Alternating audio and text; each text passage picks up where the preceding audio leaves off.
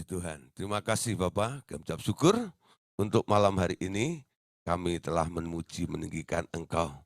Sungguh seperti pujian kami, mengatakan bahwa firman-Mu adalah pelita bagi kaki kami dan terang bagi jalan kami.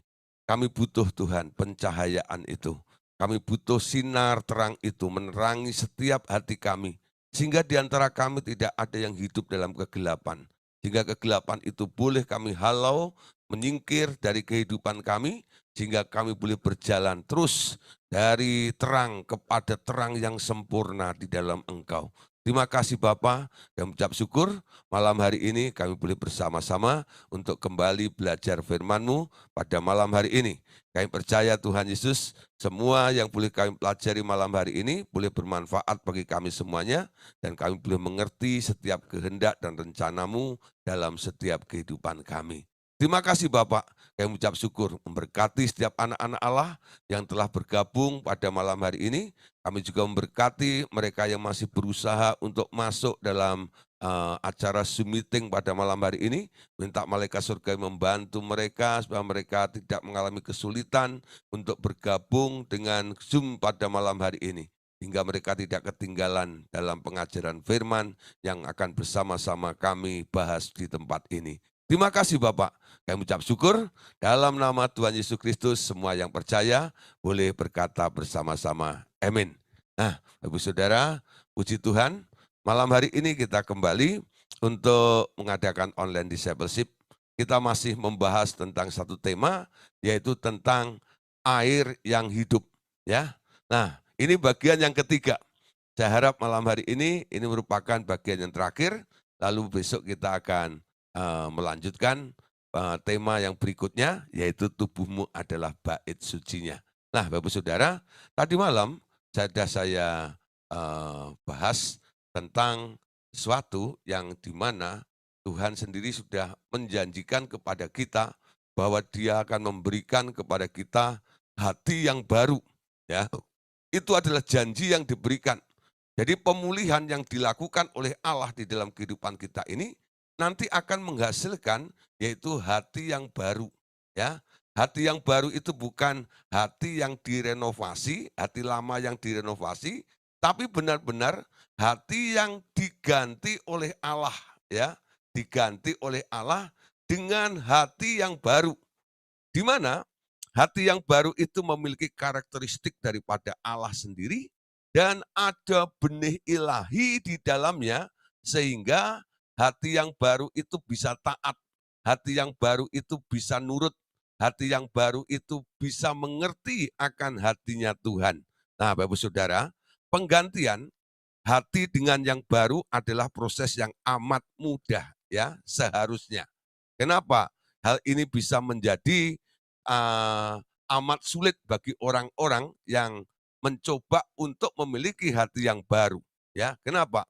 Karena adanya faktor di mana manusia ini memang awalnya sebelum berjumpa dengan Tuhan Yesus banyak sekali ya hati yang terluka. Bila sebuah hati terluka sangat ya, firman Tuhan katakan gantikan saja dengan yang baru. Proses ini telah kujanjikan lama sekali. Allah Bapa berkata, aku adalah dokter, ahli di dalam bidang itu. Aku akan melakukannya bagi siapa yang merasa perlu akan sebuah hati yang baru. Nah, Bapak Saudara, kerinduan untuk memiliki hati yang baru itu merupakan pilihan bagi kita semuanya. Ya, jadi pilihan Anda butuh atau tidak. Anda pengen nggak hati yang baru itu? Atau Anda masih happy, masih sayang dengan hati lamamu itu? Kenapa saudara? Hati yang lama yang walaupun itu penuh dengan kelemahan dan banyak penderitaan masih disayang oleh manusia. Karena punya kenangan, punya memori. Ya. Nah, kenangan-kenangan itu kadang-kadang sayang kalau di skip, ya, kalau dibuang begitu saja. Makanya disimpan. Waktu Allah menawarkan akan diberi hati yang baru, manusia itu mulai berpikir panjang, ya, penuh dengan perhitungan dan pertimbangan. Ya, mau enggak ya, mau enggak ya. Nah, Bapak Saudara, malam hari ini apapun kenangan yang pernah ada di dalam hati lamamu, ya. Kalau nanti dibandingkan dengan apa yang Tuhan janjikan di dalam hati yang baru itu tidak ada bandingnya, Saudara. Ya, malam hari ini coba ambil sikap. Aku mau Tuhan, hati yang baru itu. Berikan kepadaku Tuhan, hati yang baru itu. Ketika Anda meminta, Dia akan memberikannya. Amin. Dan memang Allah Bapa itu spesialisnya. Tadi dia katakan, aku adalah dokter dan ahli yang ahli dalam bidang itu. Ya, dan Bapak berjanji, aku akan melakukannya bagi siapa saja yang perlu, yang merasa perlu akan hati yang baru itu. Amin. Nah, Bapak Saudara, sekarang kita lihat selanjutnya ya. Ini review sedikit tadi malam. Hati manusia yang lama itu sebenarnya sudah rusak sama sekali. Dan hati manusia yang lama itu sebenarnya kondisinya tidak dapat di-repair atau direparasi lagi. Ya. Nah, sekarang yang mereka butuhkan adalah sebuah pencangkokan hati yang baru yang telah Bapak sediakan bagi mereka. Amin. Ya, jadi bukan di-repair hati lama Anda, bukan direparasi hati lama Anda, tapi sekarang Anda akan diberi hati yang baru yang dicangkokkan oleh Allah Bapa di dalam hidup Anda. Nah, Bapak Saudara, bagi orang yang berjalan dengan hati yang lama, biasanya mereka akan mengalami banyak sekali sakit penyakit. Kenapa Saudara? Akar dari setiap persoalan manusia itu sebenarnya awalnya atau munculnya, sumbernya itu dari dalam hati. Ya, kalau orang hatinya baik, kalau orang itu hatinya benar, nanti tubuhnya juga akan benar. Orang seperti itu biasanya merepotkan Allah terus-menerus. Dan itu membocorkan energi daripada tubuh Kristus dari waktu ke waktu. Amin. Nah, Bapak Saudara, ngurusin orang yang sakit hati, pahit hati, itu melelahkan sekali.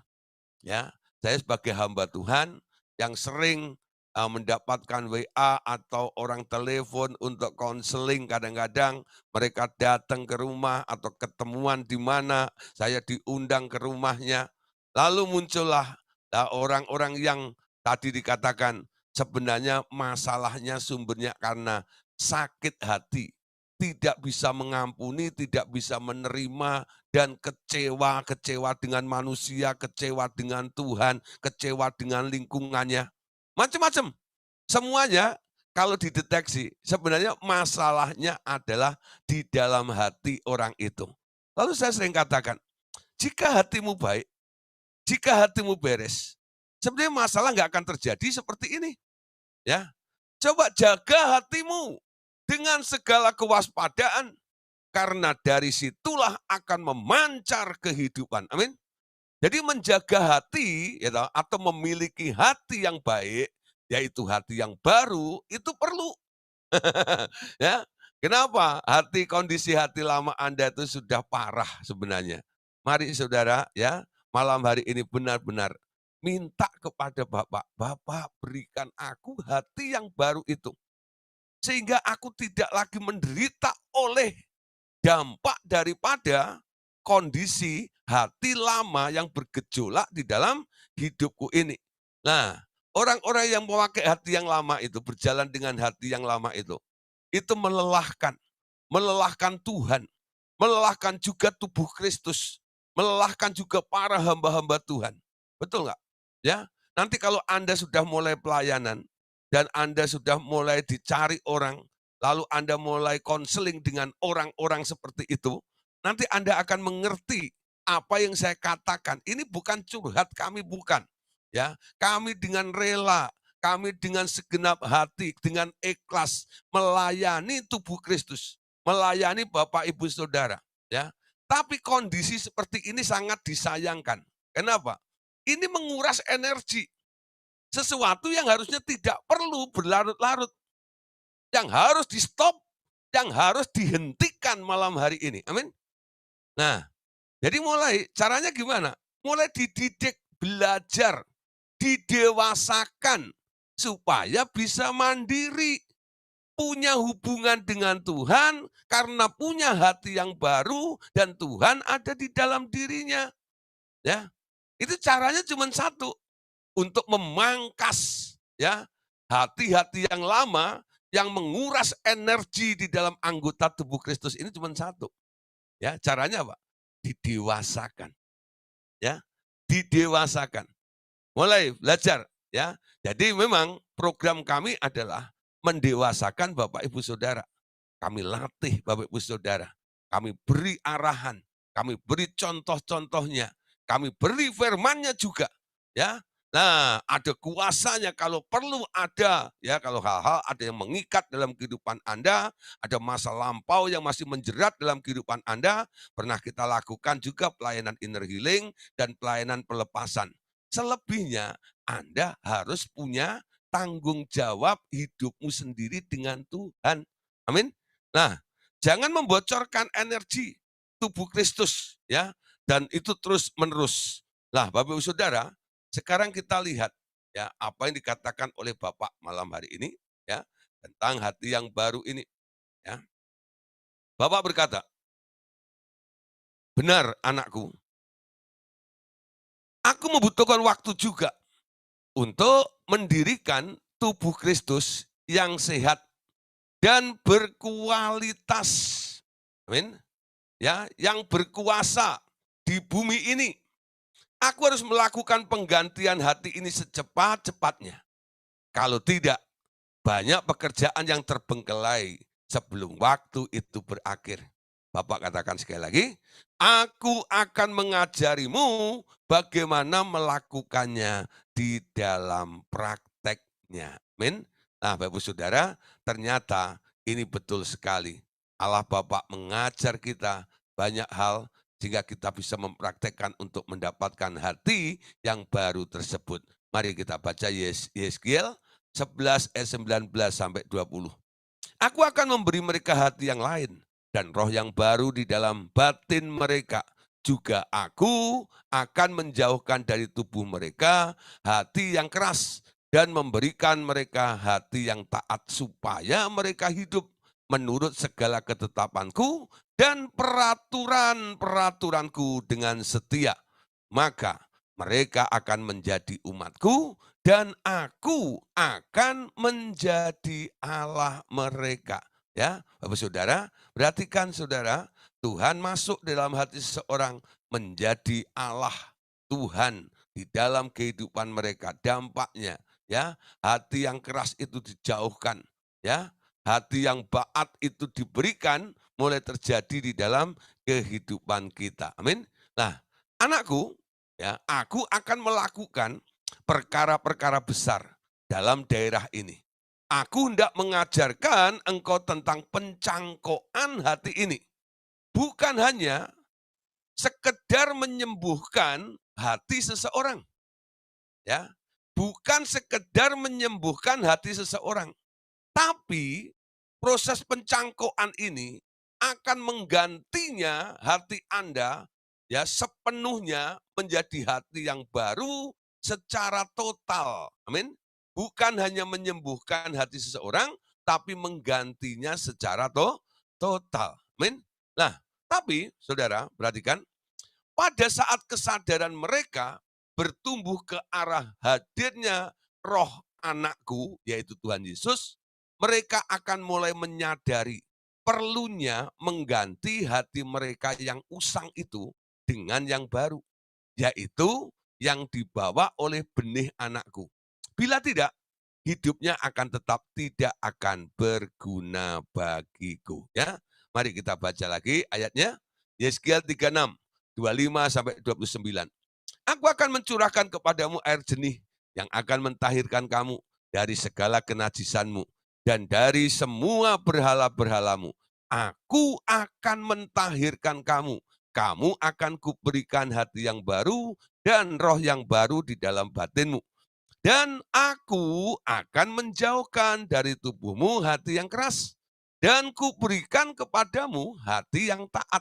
Ayat 27, rohku akan kuberikan di dalam batinmu. Dan aku akan membuat kamu hidup menurut segala ketetapanku. Dan tetap berpegang pada peraturan-peraturanku dan melakukannya. Dan kamu akan diam di dalam negeri yang telah kuberikan kepada nenek moyangmu. Dan kamu akan menjadi umatku. Dan aku akan menjadi Allahmu. Aku akan melepaskan kamu dari segala dosa kenajisanmu. Dan aku akan menumbuhkan gandum serta memperbanyaknya, dan aku tidak lagi mendatangkan kelaparan atasmu. Amin. Nah, Bapak Saudara, perhatikan, hati yang baru ini sebenarnya adalah hati yang diberikan oleh Allah. Rohnya dimasukkan ke dalam hidup kita, sehingga kita memiliki sebuah karakteristik yang baru. Rohku akan kuberikan di dalam batinmu, ya, dan aku membuat kamu hidup menurut segala ketetapanku. Jadi, hati yang baru itu akan menjadi sangat lembut. Hati yang baru itu, ya, akan menjadi sangat penurut terhadap perintah-perintah Allah.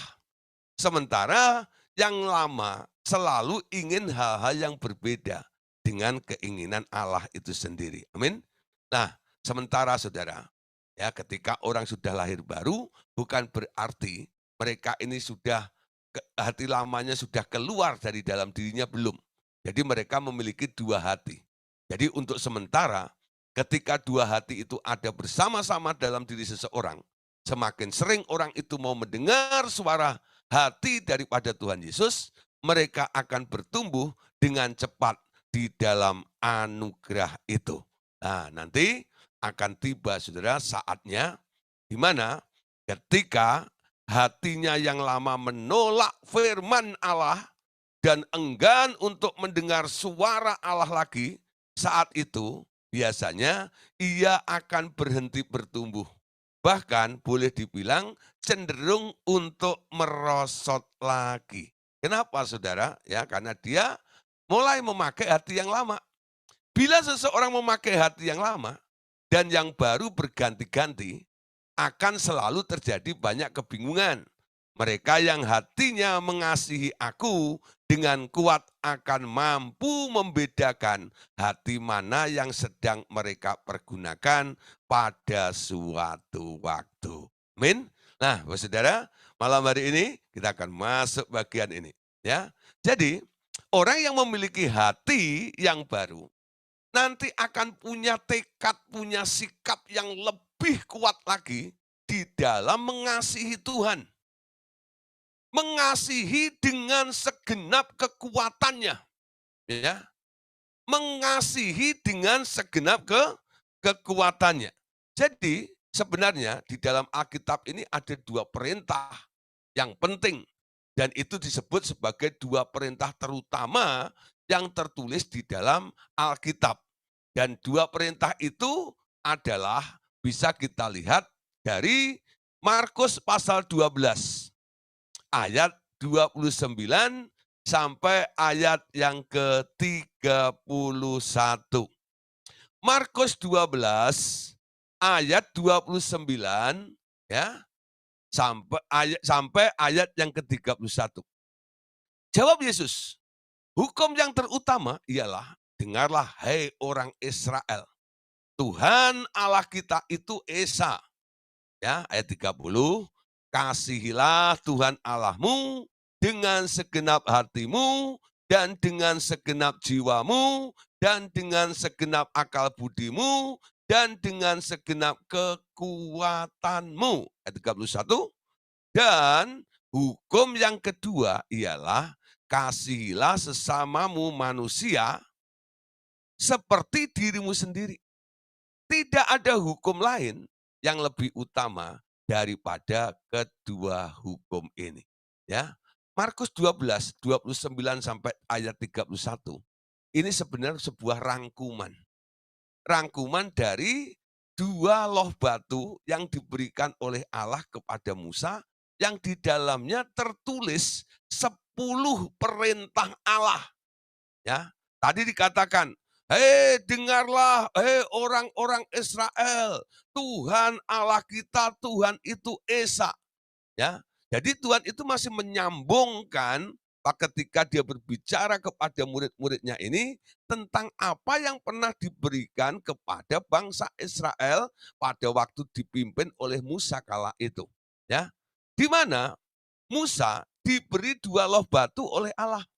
Suruh naik ke atas gunung, lalu diberi dua loh batu, di dalamnya ada 10 perintah. Ya, nah 10 perintah itu apa saja?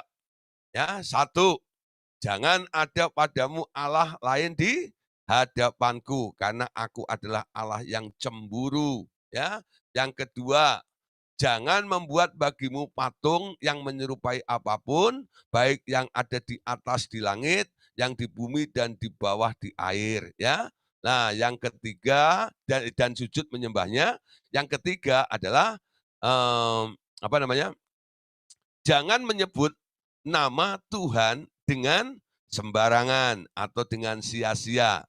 Yang keempat adalah hormatilah dan kuduskanlah hari Sabat. Yang kelima, hormatilah orang tuamu supaya lanjut umurmu. Yang keenam, hukumnya katakan jangan membunuh, ya. Yang ketujuh, jangan berzina. Yang delapan, hukumnya adalah jangan mencuri. Hukum kesembilan adalah jangan saksi dusta. Hukum yang ke-10 adalah jangan mengingini milik barang orang lain, ya. Rumahnya, kudanya, ya, ternaknya, ladangnya, dan sebagainya. Jangan mengingini. Jadi ada 10 perintah. Dari 10 perintah itu sebenarnya dibagi menjadi dua. Hukum satu sampai hukum keempat itu hubungan antara manusia dengan Tuhan. Ya, makanya isinya jangan ada padamu Allah lain di hadapanku. Jangan buat patung dan sujud menyembahnya. Jangan menyebut nama Tuhan dengan sembarangan. Hormati dan kuduskan hari Sabat. Ini adalah relasi, ya, relationship, hubungan antara manusia dengan Tuhan. Hukum 1 sampai ke 4. Hukum 5 sampai ke 10 itu adalah hubungan antar sesama manusia. Ya, menghormati orang tua, jangan membunuh, jangan berzina, jangan mencuri, jangan saksi dusta, jangan mengingini milik barang orang lain. Kemudian dari 10 hukum ini dicakup atau dirangkum oleh Tuhan Yesus menjadi hukum yang terutama dibagi menjadi dua bagian. Yesus katakan, ya, ayat 30 tadi katakan, kasihilah Tuhan Allahmu dengan segenap hatimu, dan dengan segenap jiwamu, dan dengan segenap akal budimu, dan dengan segenap kekuatanmu. Jadi ayat 30 ini sebenarnya merangkum dari hukum 1 sampai hukum yang keempat. Amin. Ngerti? Nggak ngerti ya sudah. Ya, jadi hubungannya dengan Allah.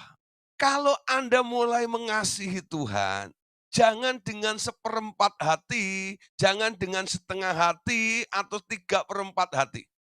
Tapi harus total, segenap hatimu, segenap kekuatanmu, segenap jiwamu, segenap akal budimu. Amin. Nah, jadi mau melakukan sesuatu seutuhnya. Kenapa saudara? Hati yang baru yang diberikan oleh Allah dalam kehidupan kita, itu penggantian hati secara total, ya, yang berasal dari Allah. Hati manusia sudah terbagi-bagi, ya. Mungkin untuk Allah tinggal beberapa persen saja. Tapi hati yang dari Allah itu kembali, ya, nantinya akan mengajak atau membawa Anda untuk lebih lagi dalam mengasihi Tuhan dengan segenap hati, dengan segenap jiwa, dengan segenap akal dan kekuatan kita. Amin. Nah, jadi saudara, perhatikan ya. Mari mulai malam hari ini. Ya, bulatkan hati Anda. Totalitas dalam mengiring Tuhan, ya. Jangan setengah hati, apalagi cuma seperempat hati atau 1 on hati. Kalau hati ayam ya bolehlah diketeng 1 on dulu ya, buat apa namanya, ya bau-bauan aja lah. Tapi kalau hatimu, hati yang baru, jangan 1 on dengan Tuhan ya. Nah, harus total, segenap hati. Dengan segenap hati, dengan segenap jiwa, amin. Menyembah Tuhan dengan segenap hati. Mengasihi Tuhan pun harus dengan segenap hati. Ketika Anda mengasihi Tuhan dengan segenap hatimu, tidak ada bagian, tidak ada kesempatan, tidak ada jatah bagi yang lainnya. Amin. Total buat Tuhan. Wah, kelihatannya Tuhan tuh egois banget. Nah, sebenarnya bukan egois, saudara. Untuk menyelamatkan Anda dari kontaminasi dan terpengaruh dengan lingkungan ini, dia miliki dulu semua yang ada di dalam diri Anda. Ya, ketika Anda melakukannya dan menyerahkannya sepenuhnya kepada Dia. Nah, nanti urusan dengan sesama, Tuhan juga yang akan atur. Ya, kapan saatnya Anda harus mengasihi sesama Anda, mengasihi anak Anda, mengasihi suami Anda, mengasihi istri Anda, dan sebagainya, nanti Tuhan yang akan memerintahkannya. Bukan berarti kalau semuanya Anda serahkan sama Tuhan, yang lainnya nggak kebagian. Pasti akan kebagian. Karena Tuhan Allah yang kita sembah bukan tipe Tuhan yang rakus dan serakah. Amin. Kasihnya luar biasa. Dia berbagi, dia suka sharing, dia tahu kemana dia harus mengalir dan memenuhi kebutuhan orang-orang yang sedang membutuhkannya. Amin. Nah, mengasihi Tuhan dengan segenap hati kita. Amin. Nah, hukum yang kedua baru, kasihlah sesama manusia seperti diri sendiri, tidak ada hukum lain yang lebih utama daripada kedua hukum ini. Nah, Bapak Saudara, ya, Allah Bapak mengingatkan kita. Kamu telah mengerti bahwa ternyata tidak seorang pun didapati mampu melakukan kedua perintah utama itu dengan sempurna, kecuali Tuhan Yesus, ya, anakku Tuhan Yesus. Ia saja satu-satunya yang mampu melakukan kedua perintah utama ini. Lalu muncul pertanyaan, saudara, mengapa tak seorang pun yang mampu? Kenapa hanya Tuhan Yesus yang mampu? Alasannya juga masalah hati. Karena hati manusia lama, ya manusia itu sudah tidak murni lagi. Hati mereka selalu telah diisi dengan keinginan-keinginan daging yang selalu ingin dipuaskan.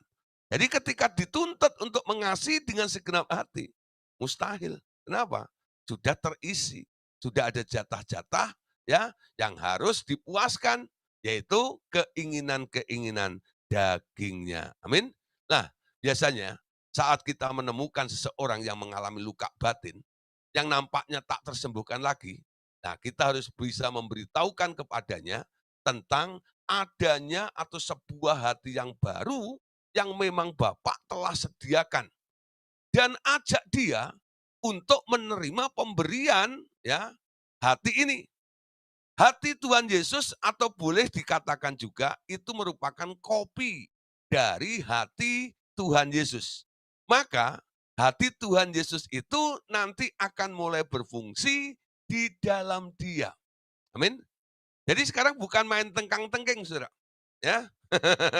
Jadi Anda tidak lagi dilatih untuk jadi tukang tengking, ya. Tapi mulai membuka sebuah paradigma yang baru, pengertian yang baru kepada orang-orang yang kita layani, ya. Tawarkan hati yang baru. Seperti tadi saya katakan, ya. Ketika saya ketemu dengan orang yang minta untuk dikonseling itu, dan saya lihat sebenarnya masalah mereka itu adalah masalah di bagian hati mereka. Ketika mereka, ya, saya tawarkan untuk memiliki hati yang baru, ada yang mau terima, ada yang tidak juga. Bagi yang mau terima, saudara, progres dalam hidupnya akan berbeda dengan yang nggak mau terima, saudara. Mereka akan mengalami sebuah pertumbuhan. Karena apa? Sekarang mereka setelah menerima hati yang baru ini, tidak berjalan lagi dengan hati yang lama, tapi mulai melangkah, ya, hidupnya selalu dilakukan berdasarkan, dituntun melakukan dengan hati yang baru itu. Hasilnya, saudara, wow, keren. Kenapa? Karena hati yang baru itu kualitasnya seperti apa yang terjadi pada Tuhan Yesus. Amin. Tidak pernah gagal, tidak pernah kecewa, tidak pernah lemah, dan sebagainya. Selalu excited. Kenapa? Ada sesuatu potensi yang luar biasa di dalam hati yang baru tersebut. Amin. Nah, Bapak Saudara, itu mungkin nggak terlalu tidak semudah kita ngomong kepada mereka, ya. Nah, di sini tentu saja, ya, dia harus diberi petunjuk, ya. Orang-orang tersebut harus diarahkan bagaimana mempergunakan hati yang baru itu selanjutnya. Ketaatan kepada segenap perintah Allah hanya dapat terjadi bila seluruh hati orang percaya itu juga diganti dengan hati yang baru miliknya Tuhan Yesus. Amin. Nah, Bapak Saudara, bagaimana setelah kita mengalami hati yang baru di dalam Allah ini?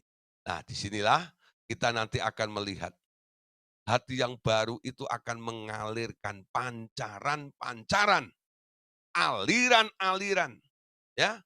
Aliran apa? Aliran yang baik, aliran yang murni, aliran yang kudus, aliran yang luar biasa. Kenapa? Muncul dari hati yang baru. Amin. Tadi sudah saya katakan, segala sesuatu sekarang tergantung hatinya. Amin. Nah, ketika orang itu hatinya baru, mereka akan bisa mengalami hal-hal seperti itu. Tapi kalau orang itu hatinya dia masih gunakan hati yang lama, biasanya sulit untuk mengalami hal-hal bersama dengan Tuhan, seperti itu, ya. Nah, Bapak Saudara, ketika hati yang baru itu sudah terjadi dalam hidupnya, aliran-aliran yang hidup yang baru itu mulai mengalir, ya. Ketika aliran yang hidup itu mengalir, semua yang dilintasi, yang kena dengan aliran itu, yang tadinya mati akan hidup, akan memulihkan, akan menyembuhkan, ya, akan membawa dampak yang positif. Kenapa? Karena alirannya aliran yang hidup. Beda dengan aliran air yang mati, ya. Di mana air itu mengalir, nanti akan membawa dampak yang buruk. Nanti cek dalam hidup Anda. Kenapa ya? Kalau saya ngomong dengan orang, ya, orang kok jadi tambah apa ya? Tambah tambah kacau gitu. Ya. Kalau orang ngomong dengan saya begitu, kenapa kok tambah kacau? Ya. Nah, kenapa saya tidak bisa membawa damai, pencerahan terhadap orang-orang sekitar saya? Nah, jangan-jangan memang Anda nggak punya stok, ya. Stok yang ada di dalam dirimu itu stok buruk. Kemanapun Anda pergi, ya, selalu membawa dampak yang buruk juga. Ya, umpama nih, Anda masuk nih, ngelamar sebuah pekerjaan. Karena Anda melihat ada sebuah perusahaan yang, wah, luar biasa, ya, perusahaan besar, sukses, ya, wah, produknya bagus, omsetnya juga luar biasa. Lalu Anda mulai tertarik untuk masuk dalam perusahaan itu. Ketika Anda masuk perusahaan itu apa terjadi? Perusahaan itu bangkrut. Karena kehadiran Anda. Kenapa saya ya? Kehadiran saya kok tidak menjadi blessing, tidak menambah atau membuat usaha perusahaan itu tambah jaya dan luar biasa. Nah, atau sebaliknya, Anda melihat ada perusahaan yang sudah mulai bangkrut, ya. Tapi ketika Anda masuk ke tempat itu, perusahaan itu mengalami pemulihan sehingga bertumbuh lagi, sehingga eksis lagi dan mengalami kejayaan yang luar biasa. Kenapa? Karena kehadiran Anda di situ. Nah, coba Anda lihat, ketika Anda hadir, ketika Anda ngomong, ketika Anda bereaksi, apa yang terjadi di dalam lingkungan Anda? Ya, kalau dampaknya itu buruk, cross check dulu. Jangan-jangan Anda sedang berjalan dengan hati yang lama. Tapi kalau Anda membuat banyak hal orang jadi tambah baik, mengalami pemulihan dengan Tuhan, nah disinilah ini indikasinya ya. Anda bisa mulai menangkap, oh puji Tuhan, kayaknya hidup saya mulai berdampak untuk lingkungan, untuk hal-hal yang positif. Nah, gara-gara saya terima Tuhan Yesus, memiliki hati yang baru di dalam Dia. Amin. Nah, Bapak Saudara, kita tahu bahwa ketika Tuhan Yesus masuk ke dalam diri kita dijadikan bait sucinya. Amin. Ya. Tidak tahukah kamu bahwa kamu adalah bait Allah, di mana roh Allah tinggal diam di dalam Anda. Amin. Nah, tidak tahukah kamu bahwa kamu adalah bait Allah atau bait suci. Dari bait suci itu seharusnya harus mengalir ya. Ada sungai dari bait suci itu ya. Nah, bagaimana bisa terjadi? Hanya dengan hati baru dari Tuhan Yesus. Itu maka bejana air yang hidup itu dapat menampung setiap air yang diberikan Tuhan dengan sempurna. Ya, dan bertumbuh serta bertambah volumenya sehingga mengalir semakin deras dan dalam airnya. Amin. Nah, sekarang lihat Saudara. Seperti apa yang kita bahas di sesi pertama kemarin ya, bahwa pemberian Allah air itu harus masuk ke bumi itu, ya. Lalu bumi itu menampung airnya, sehingga bumi itu lalu mengeluarkan sumber air, pancaran mata air itu.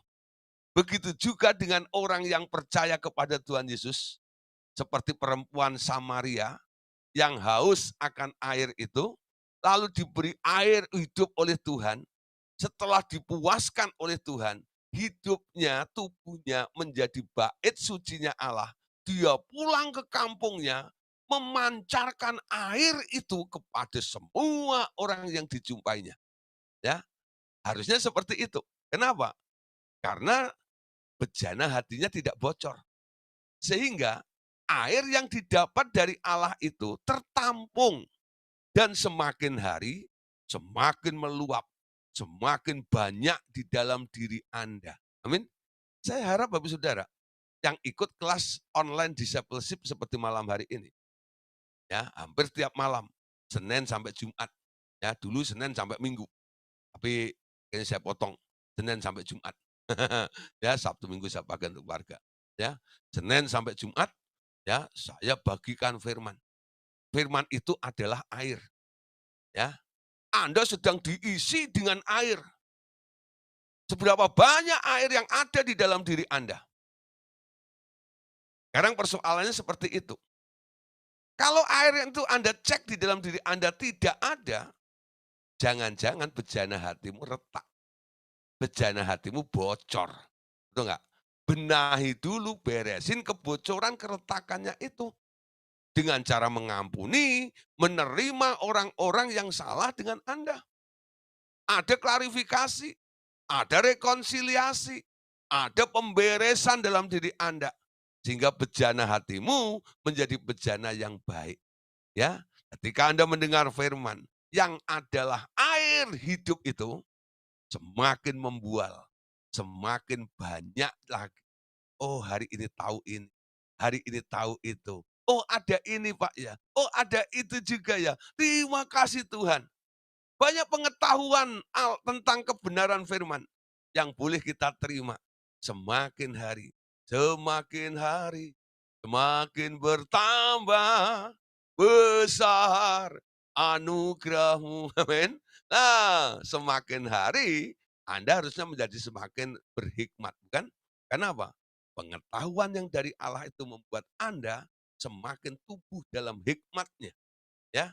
Jika Anda mengerti bagaimana harus bertindak, bagaimana harus bereaksi dengan lingkungan, bagaimana cara menolong orang-orang di sekitar kita juga. Nah, saya harap ya, kepenuhan firman di dalam hidup Anda ini mulai terjadi juga, ya. Karena apa? Dari bait suci itu harus mengalir. Ada sungai yang mengalir dari bait suci ini.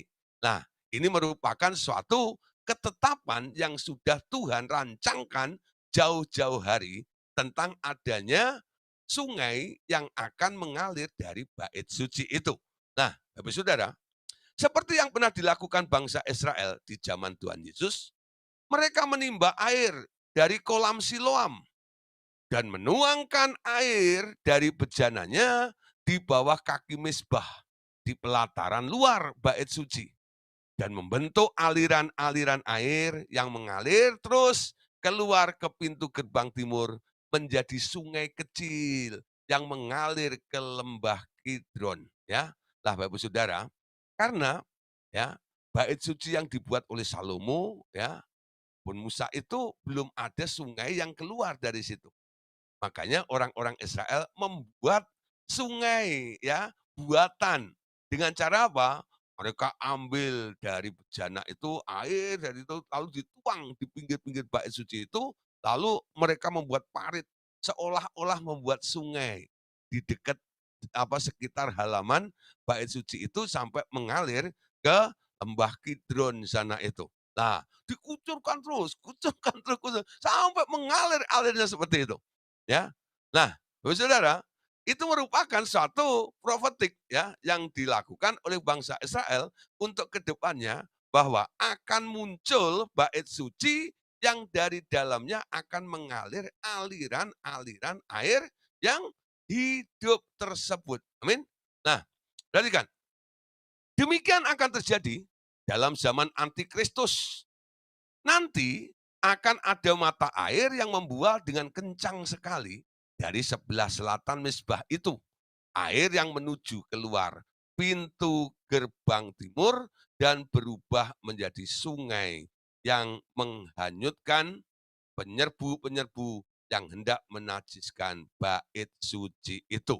Ya, lalu air itu selanjutnya mengalir ke timur melalui belahan tanah yang terbentuk ketika Tuhan Yesus datang menjejakkan kakinya nanti ke bukit, ya, ke bumi di Bukit Zaitun, di mana akan terjadi gempa dan membelah Bukit Zaitun itu dari barat ke timur, ya.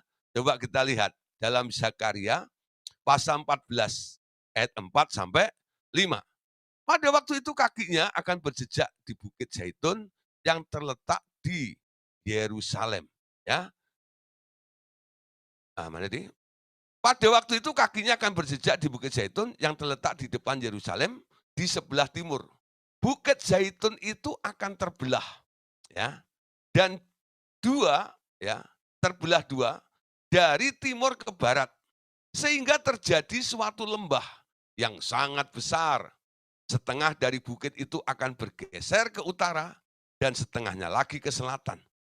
Maka tertutuplah lembah gunung-gunungku, sebab lembah gunung itu akan menyentuh sisinya dan kamu akan melarikan diri seperti kamu pernah melarikan diri karena gempa bumi pada zaman Uzia, Raja Yehuda.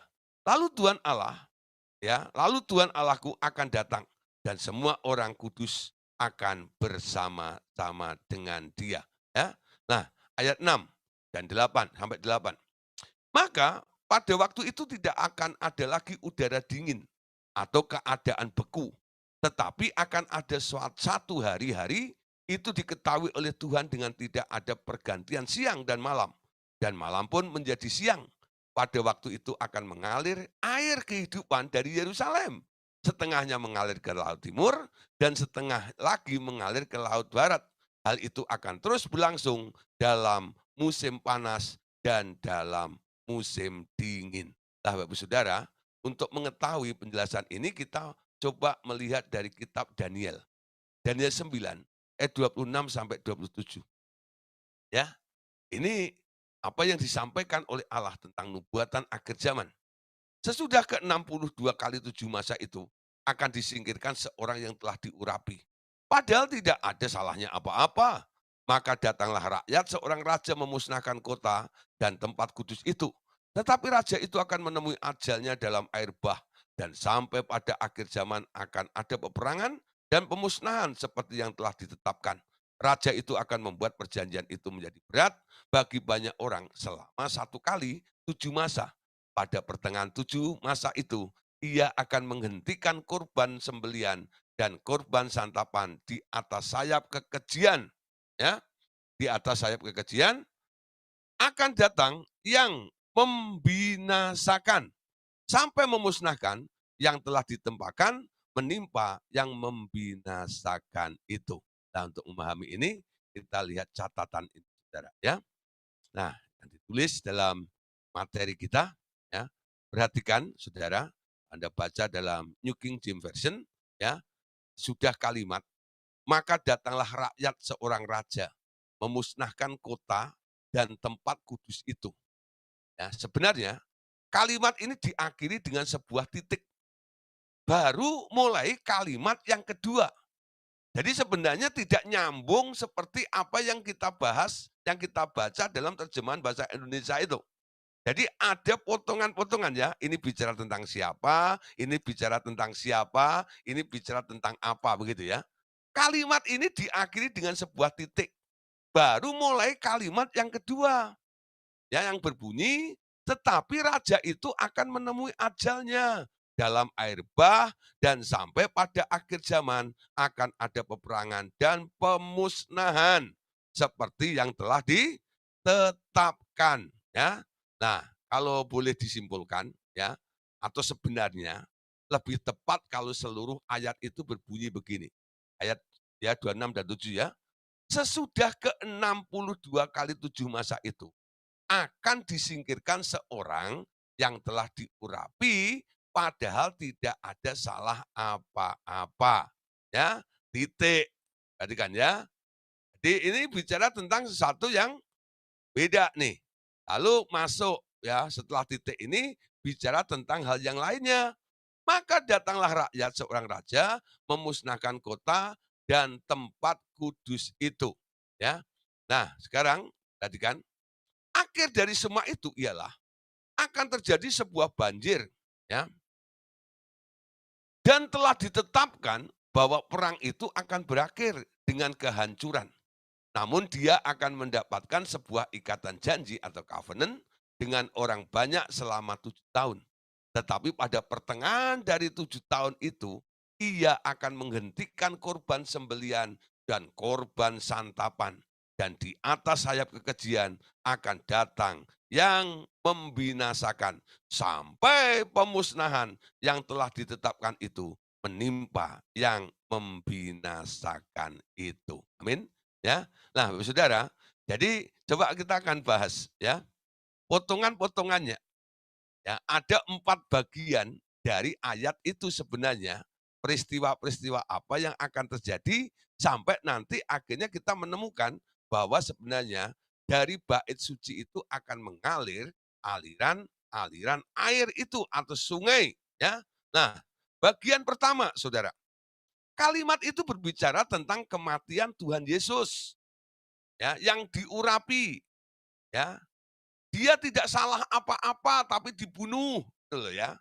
Lalu datanglah Jenderal Titus Flavius Vespasianus yang diutus oleh Kaisar Roma ya memadamkan pemberontakan orang Yahudi pada tahun 70 dan Titus menghancurkan bait suci pada waktu itu ya. Itu bagian pertamanya ya di mana Tuhan Yesus ya datang ya, kematian Tuhan Yesus ya, Tuhan Yesus dibunuh di kayu salib itu, lalu tahun 70 itu bait suci diruntuhkan oleh Titus, ya. Bagian yang kedua, maka datanglah rakyat, ya, berbicara tentang akhir dari bait suci itu yang akan muncul sebuah mata air besar di atas pelatarannya. Ya. Nah, disinilah baru muncul, Saudara. Nanti akan ada air, karena apa? Ada gunung, ya zaitun yang terbelah tersebut tadi ya. Nah, artinya dari bait suci itu akan memancar mata air yang belum pernah ada dari zaman Abraham, mempersembahkan Ishak di Gunung Moria, sampai zaman Salomo pernah mendirikan bait suci di atasnya. Maupun sampai pada hari ini. Mata air itu akan memancar dan menenggelamkan anak buah antikristus yang hendak menyerbu dan merebut kembali bait suci yang sudah diduduki oleh Tuhan Yesus itu. Ya, nah itu bagian yang keduanya tadi. Sekarang bagian yang ketiga, ya bicara tentang raja, yakni raja kecil, antikristus yang akan mengadakan perjanjian pendamaian selama 7 tahun dengan orang Israel. Tapi di tengah-tengahnya, ia sendiri, yaitu antikris ini berkhianat ketika mentahbiskan bait suci, tapi melarang orang Israel untuk mempersembahkan korban bakaran kepada Yahweh mereka. Ya, mereka dipaksa untuk menyembah kepada Abaddon. Nah, itu bagian keempat. Bicara tentang hadirnya Abaddon yang penuh dengan kekejian. Ya, tadi dengan sayap kekejian itu di atas bait suci. Ia ada di atas bait suci itu sampai dimusnahkan oleh kedatangan Kristus. Ya, nah, saudara, ini pernah kita bahas di dalam akhir zaman, betul nggak? Nah, nanti boleh di review lagi tentang pelajaran akhir zaman. Sebenarnya ini ada kait mengait ya dengan aliran air yang hidup ini. Karena memang Allah ini sudah mencanangkan, memprogramkan akan ada sebuah bait suci di mana dari dalamnya itu akan mengalir sungai yang memancarkan aliran-aliran air itu, ya.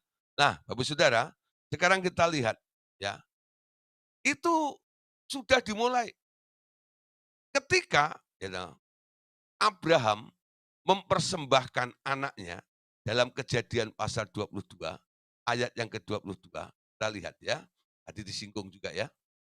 Kejadian 22 ayat yang kedua. Firman-Nya, ambillah anakmu yang tunggal itu, yang engkau kasihi, yakni Ishak. Pergilah ke tanah Moria dan persembahkanlah dia di sana sebagai korban bakaran pada salah satu gunung. Ya, nah salah satu gunung yang akan kukatakan kepadamu. Jadi gunung yang dikatakan Tuhan itu adalah Moria, ya. Gunung Moria, ya. Nah, baca satu ayat lagi, ya. Baik, nanti bisa digabungkan. 2 Tawaret 3:1. Salomo mulai mendirikan rumah Tuhan di Yerusalem, di Gunung Moria, di mana Tuhan menampakkan diri kepada Daud ayahnya di tempat yang ditetapkan Daud, yakni di tempat pengirikan Ornan, orang Yebus itu. Nah, saudara, tempatnya adalah Bukit Moria. Ya, di Bukit Moria itu pernah ada orang yang mempersembahkan korban. Pertanyaannya apa, saudara? Dimulai dari mana Abraham itu kok akhirnya membawa anaknya naik ke atas gunung itu? Tuhan mulai ngecek, dia tanya kepada Abraham, ketika sudah punya anak Ishak ini. Abraham, apakah kamu mengasihi aku? Oh iya Tuhan, aku mengasihi engkau. Ya, atas dasar apa kamu mengasihi aku? Apakah karena aku membuat kamu sekarang sudah menjadi orang sukses seperti ini? Ayo sekarang buktikan kalau kamu mau mengasihi aku. Ya, lalu Tuhan tes Abraham ini. Ya, bawa anakmu itu persembahkan kepadaku ke atas gunung yang nanti aku sebutkan kepadamu. Abraham itu luar biasa. Malam itu dia dapat firman-Nya. Pagi-pagi buta, dia bawa anaknya itu ke atas gunung Muria, mau dipersembahkan kepada Tuhan. Ya, saya teringat satu kali waktu saya masih ada di Solo, pelayanan di Solo, saya punya teman, ya, dia itu seorang pengusaha. Dia tuh kalau sering pergi keluar kota, pulang ya, itu tahun-tahun 89, 90 itu, ya, kalau pulang dia selalu bawa oleh-oleh anaknya itu coklat Silver Queen, ya. Pada waktu itu Silver Queen itu menjadi barang yang masih apa ya, masih belum umum gitu ya. Ya orang-orang tertentu yang makan Silver Queen ya, yang lainnya makan getuk ya. Nah, nah itu bawa Silver Queen ya, karena dia punya anak 3, dia selalu bawa 3 ya. Nah pada waktu itu anaknya ya, ada yang paling kecil usianya baru 6 tahun, 6 atau 7 tahun gitu. Nah, yang nomor 2 ya, itu usianya sekitar 10 tahun. Lalu yang nomor 1 usianya sekitar 12 tahun. Jadi 12, 10, sama 7 ya, 7 tahun. Nah, setiap dia dapat ya, dia pulang gitu, lalu dia panggil anak-anaknya, "Papi pulang," gitu ya. Ah, si anaknya itu pada datang semua, cium papinya, gini-gini ya. Lalu papinya bilang, nah, "Apakah kamu tak kangen sama papi? Sayang papi?" "Oh iya kangen, sayang banget." "Oh gini gini gini gini." Ah, terus papinya keluarin Silver Queen itu ya. Kasih Silver Queen tuh anaknya peluk tuh, papa ya, aku sayang papa, aku mengasihi papa." Wow, luar biasa ya. Nah, lalu si papahnya ini mulai mikir, kenapa anaknya sayang dengan dia? Kenapa anaknya mengasihi dia? Apa karena didapat Silver Queen atau bukan? Dia mulai cek ya, seberapa besar, berapa persen kasih anaknya itu kepada bapak. Ya. Lalu saudara, dipanggil anaknya nomor 1 yang masih umur 12 tahun. Silver Queen masih enggak? Oh masih, belum dimakan. Oh sini sini nih ya. Ah, gimana kalau kita makan bersama-sama, bagi berdua? Si anak itu bilang gini, "Wah," dia bilang, "kalau sudah kasih, diminta lagi, awas loh Pak," ya orang Jawa bilang timbilen. Kalau udah dikasih jangan diminta lagi lah gitu loh. Bapak kan masih punya duit, beli sendirilah. Ya. Si anak itu ngomong seperti itu. Ya, di bapak ini bilang, ya sudah, ya dah, makan aja itu. Apa Silver Queen, ya, sama kulit-kulitnya. Si bapak cuma geleng-geleng. Oke, si anak itu masuk lagi. Panggil anak yang kedua, ya, masih usia 10 tahun itu, ya. Lalu dipanggil, "Nak, Silver Queen-nya masih ada?" "Oh masih Pak." Ya. "Pak ya, yuk kita makan dah bagi berdua sama papa." Ya, si anak nomor 2 ini, dia bilang gini, "Oke Pak, yuk kita makan bersama-sama. Kita bagi 2 ya Pak." Gitu. Waktu dia potong itu sama si anak ini, papahnya cuma dapat secuil, dia dapatnya lebih banyak. Mungkin cuma dikasih 1/10%-nya gitu loh, ya. Nah, dia dapat 90%-nya. Nih, wah, ya, tak kasih setengahnya, ngomongnya setengah, padahal cuman 1/10-nya itu, ya. Nah, papahnya makan sambil geleng-geleng aja gitu, setengah kok segini. Gitu, ngerti ya maksud saya ya? Setengah kok segini gitu ya, tapi dia cuman simpen dalam hati. Karena dia lagi ngetes anak-anaknya, ya tahu nggak? "Makasih ya Nak ya, mau berbagi dengan papi." Oke, masuk kamar. Panggil anaknya yang paling yang baru usia 7 tahun itu, "Nak," dengar, "silkrunya masih?" "Oh masih Pak." Gitu, "Papi boleh nggak minta?" Lah, anak itu bilang apa? "Boleh, Pak." Dia ambil itu seluruh koin, diserahkan semuanya kepada papahnya, sambil bilang nih, "Nih Pah, seluruh koin, makan Pah semuanya sama kulit-kulitnya."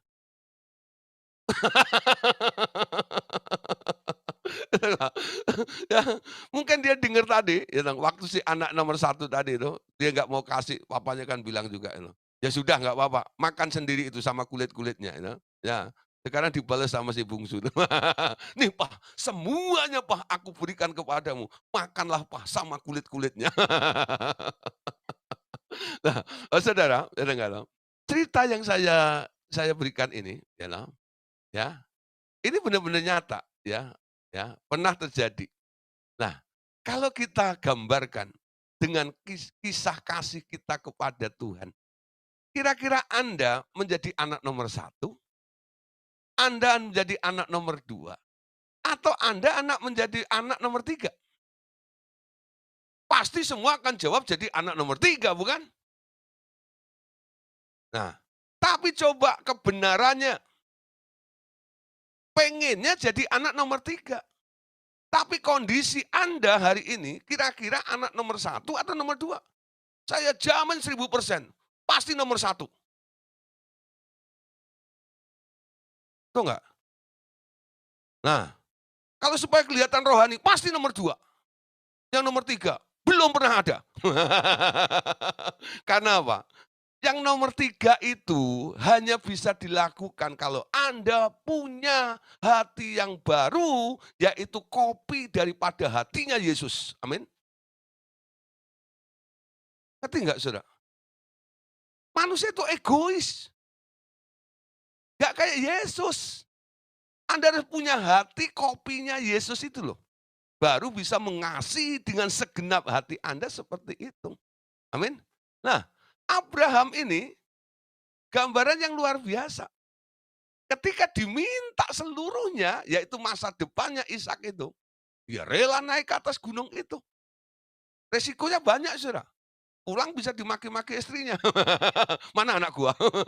Betul nggak? Ya? Kenapa lu bunuh gini? Nah, tapi dia percaya sama Tuhan.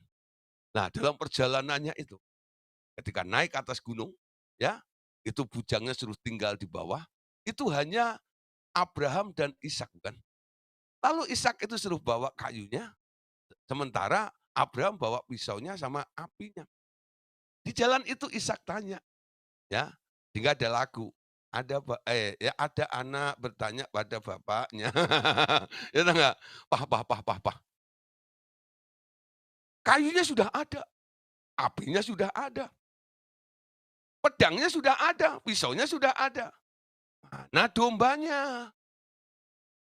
Coba kalau Anda, ya, jadi Abraham, lalu anak Anda itu seperti Ishak, tanya kepada Anda, jawaban Anda apa?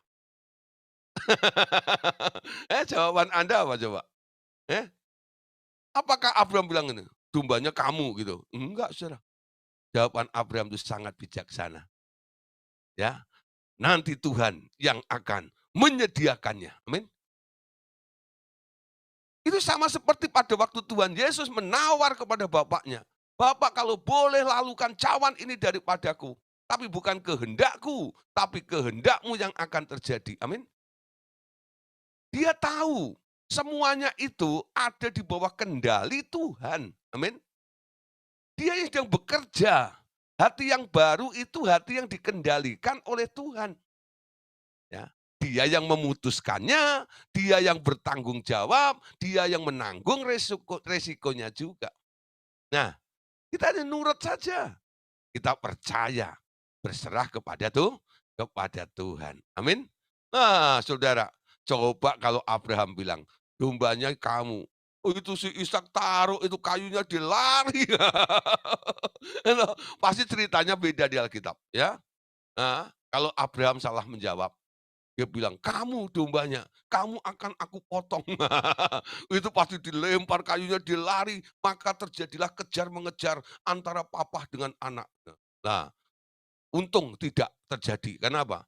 Jawaban Abraham sangat-sangat bijaksana dengan mengatakan, Tuhan yang menyediakan. Dan itu merupakan iman daripada Abraham. Betul.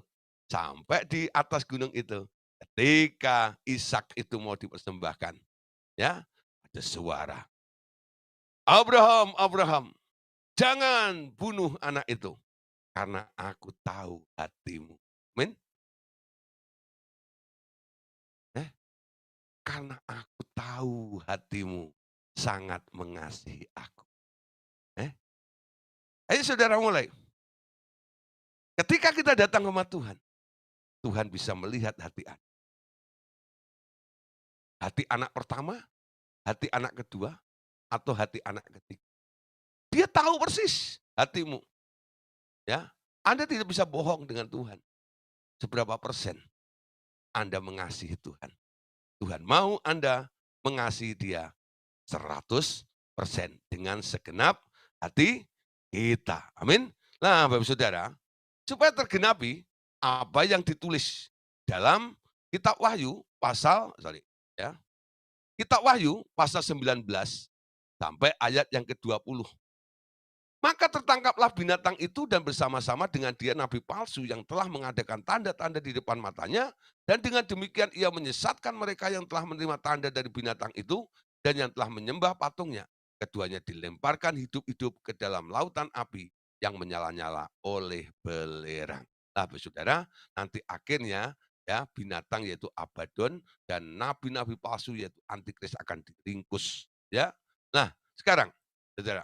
Ketika aliran air itu mulai mengalir, nanti akan terjadi sebuah hidup namanya hidup berkelimpah.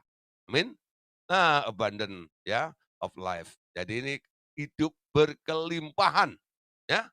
Nah, sekarang bagaimana proses seseorang untuk memiliki hidup yang berkelimpahan ini? Ya. Bagaimana proses seseorang untuk memiliki hidup yang berkelimpahan?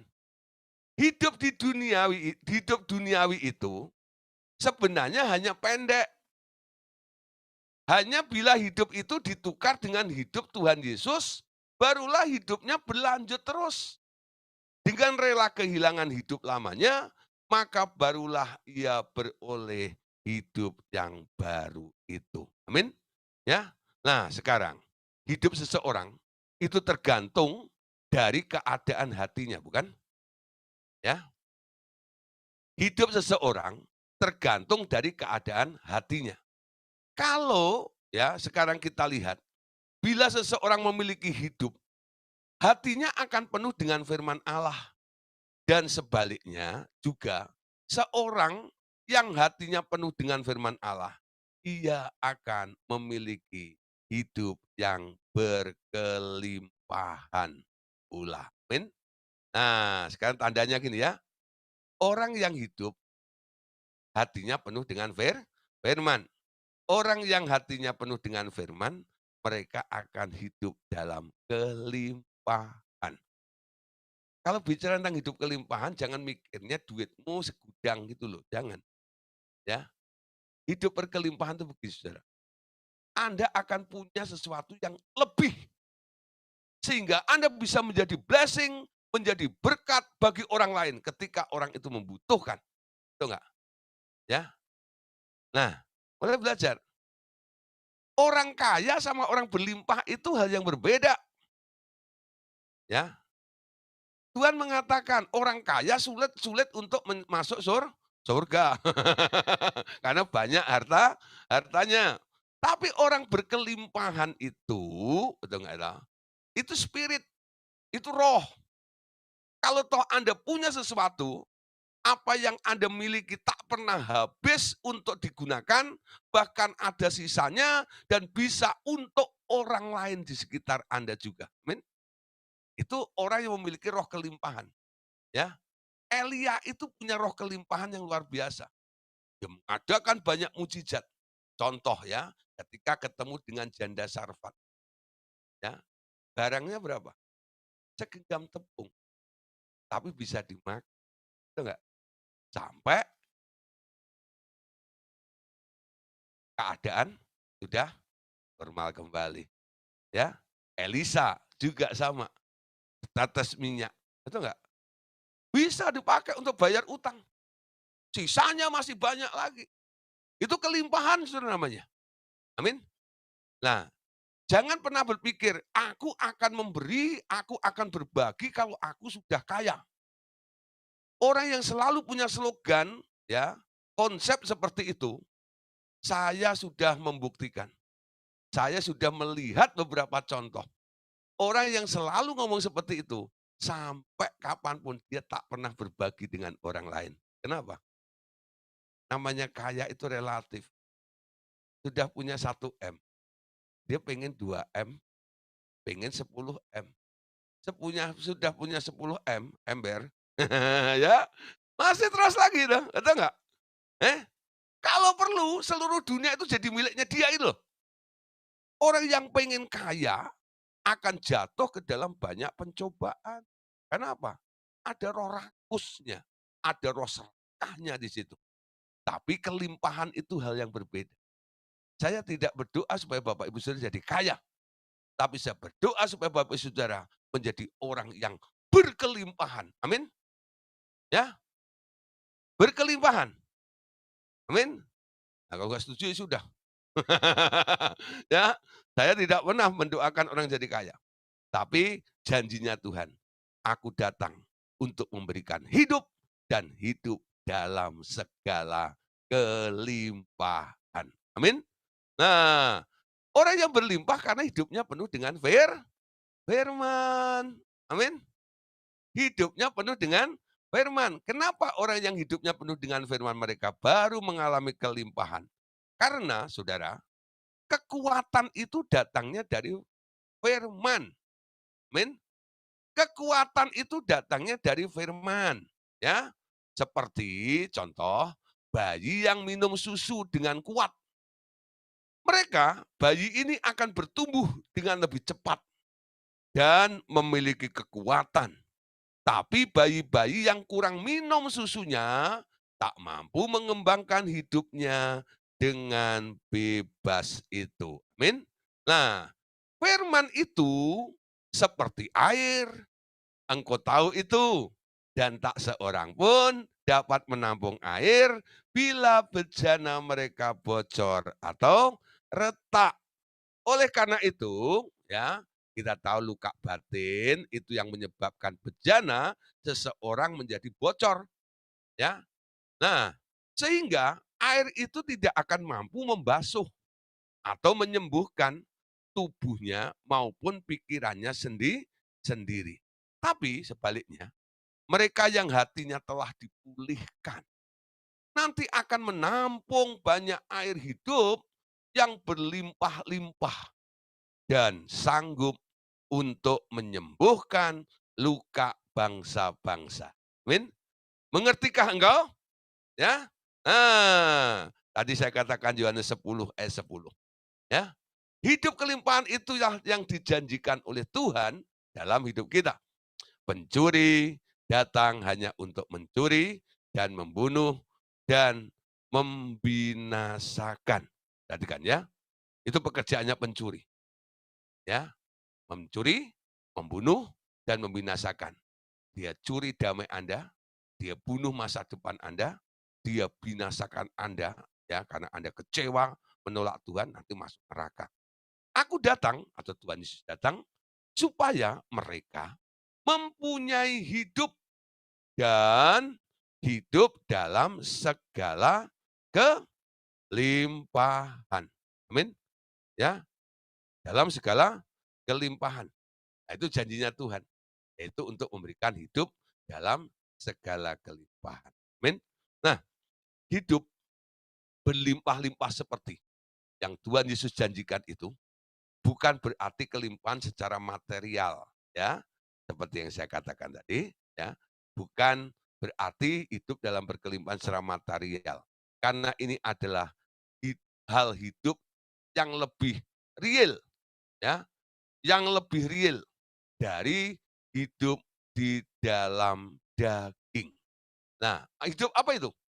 Hidup di alam roh yang berlimpah dengan kekayaan yang dikaruniakan Allah karena iman. Itu hanya terjadi bila hati orang percaya itu dibaharui, dipenuhi oleh air yang hidup dan melimpah-limpah. Nah, contohnya begini, saudara. Kita baca ya, nanti dalam kitab Yeskiel digambarkan bagaimana hidup berkelimpahan itu akan benar-benar terjadi secara fisik dan juga di alam roh dengan mengalirnya air kehidupan, ya, yaitu aliran kuasa Roh Kudus yang sangat dalam seperti sungai yang tak terseberangi dalam hidup tiap-tiap orang percaya. Nah, ini gambarannya.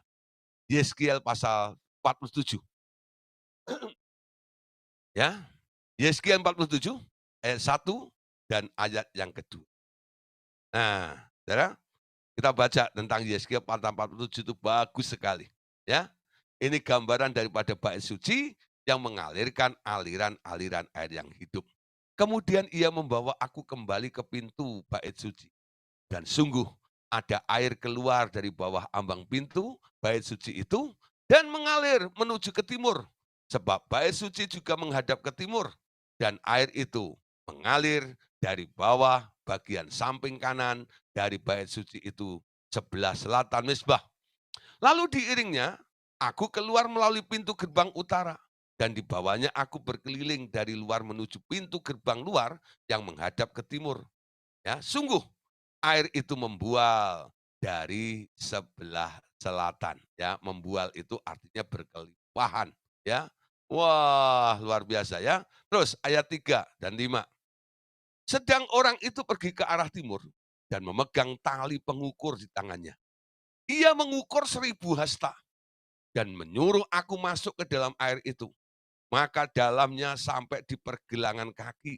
Ayat 4, ia mengukur 1.000 hasta lagi dan menyuruh aku masuk sekali lagi dalam air itu. Sekarang sudah sampai di lutut. Kemudian ia mengukur 1.000 hasta lagi dan menyuruh aku ketiga kalinya masuk ke dalam air itu.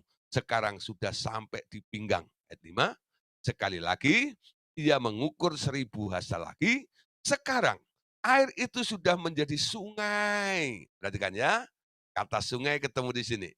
Sekarang air itu sudah menjadi sungai dari bait suci itu ya. Di mana aku tidak dapat berjalan lagi sebab air itu sudah meninggi sehingga orang dapat berenang. Suatu sungai yang tidak dapat diseberangi lagi. Ya, nah ayat 6 sampai ayat yang ke-9 lanjutannya. Lalu ia berkata kepadaku, sudahkah engkau lihat, hai anak manusia? Kemudian ia membawa aku kembali menyusur tepi sungai. Dalam perjalanan pulang, sungguh sepanjang tepi sungai itu ada amat banyak pohon di sebelah sini dan di sebelah sana. Ayat 8, ia berkata kepadaku, sungai ini mengalir menuju wilayah timur dan menurun ke Araba Yordan dan bermuara di Laut Asin. Air yang mengandung banyak garam dan air itu menjadi tawar. Perhatikan ya. Jadi ada dampak luar biasa. Waktu masuk di Araba Yordan, bermuara di Laut Asin yang banyak mengandung garam, air itu mengubah, aliran itu mengubah dari asin menjadi tawar. Sehingga ayat 9, kemana saja sungai itu mengalir, perhatikan ya, segala makhluk hidup yang berkeriapan di sana akan hidup. Ikan-ikan akan menjadi sangat banyak. Sebab kemana saja air itu sampai, air laut di situ menjadi tawar. Dan kemana saja sungai itu mengalir, semuanya di sana hidup. Ya, ini bicara tentang dampak dalam kehidupan. Apa yang terjadi ketika bait suci itu telah mengeluarkan aliran-aliran air. Amin. Nah, ayat 10 sampai 12-nya. Nah, saudara, maka penangkap-penangkap ikan penuh sepanjang tepinya mulai dari En-Gedi sampai En-Eglaim. Daerah itu menjadi penjemuran pukat dan di sungai itu ada berjenis-jenis ikan. Seperti ikan-ikan di laut besar sangat banyak. Tetapi rawa-rawanya dan paya-payanya tidak menjadi tawar. Itu menjadi tempat mengambil garam. Pada kedua tepi sungai itu tumbuh bermacam-macam pohon, buah-buahan yang daunnya tidak layu dan buahnya tidak habis-habis.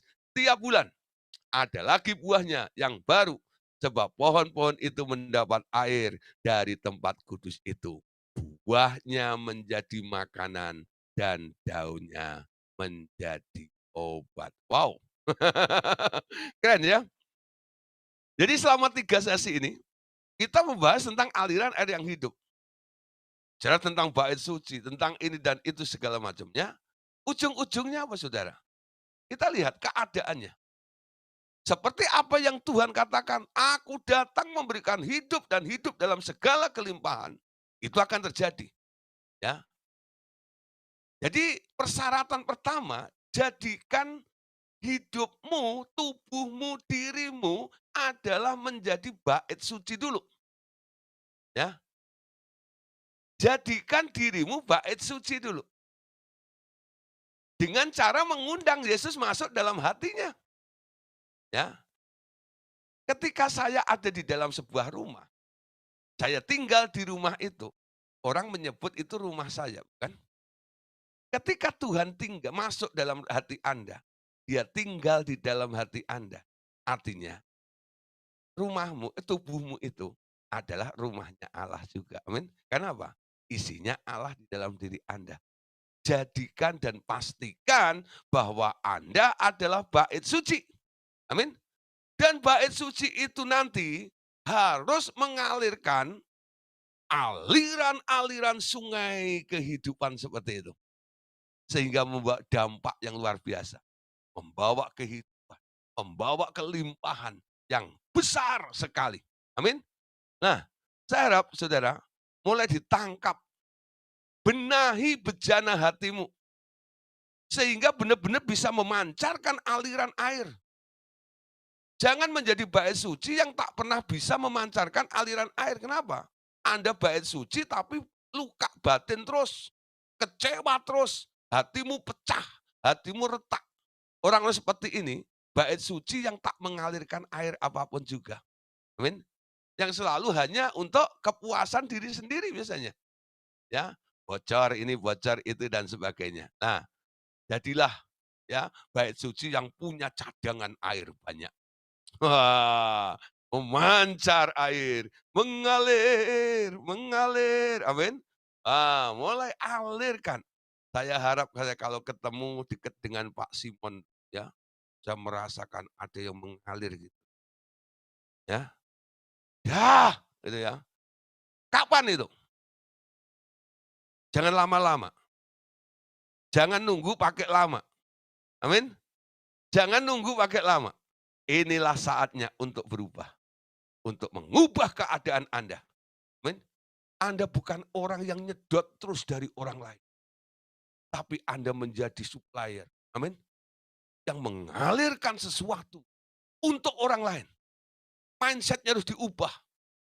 Ya, mulai belajar. Anda itu anak berkat. Karena ada kelimpahan di dalam hidup Anda. Amin. Mulai berpikir, bagaimana aku bisa memberkati orang itu. Jangan Anda berpikir rendah. Ya, siapa yang mau berkati aku? Ya, tahu nggak? Nah, Anda itu anak berkat. Anda akan jadi berkat bagi banyak orang lain. Amin. Berpikiran cuma satu. Ya, aku memberkati. Aku memberkati. Nanti Anda nggak akan nyanyi lagu itu. Aku diberkati, sepanjang hidupku diberkati. Ya, ya, yang apa? Ya, aku diberkati, sepanjang hidupku diberkati. Ya, selalu begitu. Berkat tercurah, tercurah, tercurah. Dengar ya. Berkat tercurah, tercurah. Jadi selalu datang sama Tuhan itu gini terus. Mulai tangannya diubah. Lebih berkat memberi daripada menerima. Amin. Amin. Hah? Mulai malam hari ini. Lebih berkat memberi daripada menerima. Ya. Siapa yang mau doain saya? Gitu loh. Jangan berpikir seperti itu lagi. Siapa yang mau saya doain? Nah itu memberi namanya. Ya. Semua murid di sini kan sedang digarap nih. Bukan jadi orang yang merengek terus begitu. Anda bisa. Kalau Anda sudah bisa menolong dirimu sendiri, Anda akan menolong orang di sekitar Anda. Tapi kalau saya tolong terus, kapan Anda bisa menolong orang lain? Paling banter Anda akan bawa orang lain lagi kepada saya. Betul nggak? Tambah PR namanya. Banyak orang ya, pengennya sibuk terkenal. Wow, pasiennya banyak gitu ya. Supaya cepat populer begitu ya. Wah, gitu ya. Wow, menyembuhkan orang sakit pamerin di YouTube segala macam gitu gitu segala macam gitu. Wah, supaya apa? Propaganda seperti itu. Justru di sini Saudara, ya. buang semua niat untuk menjadi populer, ya. Sebenarnya gampang, Saudara, jadi populer itu. Anda loyal aja dengan banyak orang, ya. Nanti orang akan dari mulut ke mulut begitu ya. Anda akan cepat populer. Tapi Anda tidak pernah mendewasakan orang. Saya memilih untuk tak menjadi populer tak masalah, ya. Yang penting orang-orang yang saya didik, mereka bertumbuh. Dan itu merupakan kepuasan saya. Melihat orang-orang yang ikut online discipleship, mereka boleh bertumbuh. Mereka ada kesaksian, Pak puji Tuhan. Kemarin Pak saya ngelayanin orang. Pak gila. Wah, dah. Itu namanya hidup berkelimpahan. Amin. Kesaksiannya seperti itu. Bukan selfie terus, Pak saya itu gimana? Oh gini Pak, gini. Terus dirinya sendiri. Ya, sekali-kali juga nggak masalah. Tapi kalau udah banyak kali, ya kali berapa dulu? Nah itu perkaliannya harus dibuang. Amin. Nah lanjut sedikit saudara ya, kita tuntaskan malam hari ini ya. Masih ada lagi. Semua nubuatan di atas akan digenapi pada masa kerajaan 1000 tahun. Ya. Selama itu pula, sungai air kehidupan itu akan terus mengalir dan mengubah air laut asin atau laut mati. Itu menjadi laut yang hidup, penuh dengan ikan-ikan dan pohon-pohon yang daunnya nanti akan menjadi obat di kanan dan kirinya. Ya.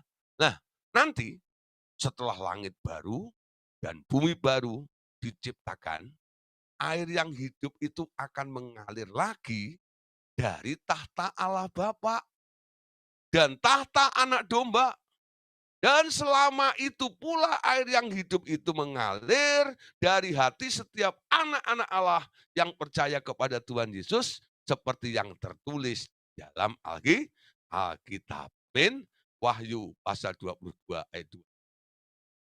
Di tengah-tengah jalan kota itu, yaitu di menyeberang sungai itu, ada pohon-pohon kehidupan yang berbuah 12 kali. Tiap-tiap bulan sekali, dan daun pohon-pohon itu dipakai untuk menyembuhkan bangsa-bangsa. Amin. Nah, itu tadi adalah keadaan di kerajaan langit baru, bumi baru. Ya, orang yang hatinya hancur justru akan memperoleh kesempatan mengalami proses penggantian dengan hati yang baru. Orang ini akan memiliki hidup Kristus atau life, nyawa, kehidupan, dan memilikinya dengan segala berkelimpahan. Ya, sebaliknya ada orang-orang yang hatinya menebal, keras, dan berat telinganya untuk mendengar dan mengerti tentang kebenaran-kebenaran seperti ini. Mereka tidak akan mengalami kesembuhan dan pemulihan hati seperti seseorang yang percaya. Dengan demikian, hidupnya paling tinggi hanya berakhir dengan kelimpahan secara materi di dunia saja. Nah, sekarang kita lihat ayat terakhir, ini ayat penutup kita. Kisah 28, ya, Kisah pasal 28 ayat yang ke-27. Sebab hati bangsa ini telah menebal, dan telinganya berat mendengar, dan matanya melekat tertutup, supaya jangan mereka melihat dengan matanya, dan mendengar dengan telinganya, dan mengerti dengan hatinya, lalu berbalik sehingga aku menyembuhkan mereka. Amin. Puji Tuhan Bapak Saudara, malam hari ini kita sudah selesaikan ya tentang aliran air yang hidup. Ya, cuci sampai bersih hidupmu. Jadikan bejana hidupmu yang mampu menampung aliran-aliran air itu dan pancarkan air itu menjadi aliran-aliran yang hidup. Memang Anda bait suci. Amin. Nah, besok kita akan membahas satu topik ya. Tubuhmu adalah bait sucinya. Nah, tubuhmu adalah bait sucinya. Ya, jadi masih ada kesambungannya. Ya, tubuhmu adalah bait sucinya. Ya, pastikan besok masih bisa hadir untuk mengikuti ajaran lagi. Ya, ajak teman-teman yang lain supaya mereka juga boleh mendapatkan blessing. Share ya, link yang kami bagikan, Anda boleh share ke orang-orang lain. Ini untuk umum saudara, ya, bukan untuk orang khusus. Untuk orang umum, supaya mereka juga boleh menerima berkatnya seperti Anda menerima berkat yang sama malam hari ini. Amin. Nah, mumpung gratis saudara. Bagi saja, bagi saja. Bagi saja linknya ya. Nanti kalau kita lihat ya, kuotanya memang kelihatannya melebihi 100, nanti kita udah bisa antisipasi untuk buka link yang baru juga ya. Nah, Bapak Saudara, terima kasih untuk kesempatannya malam hari ini. Tuhan Yesus berkati semuanya. Amin.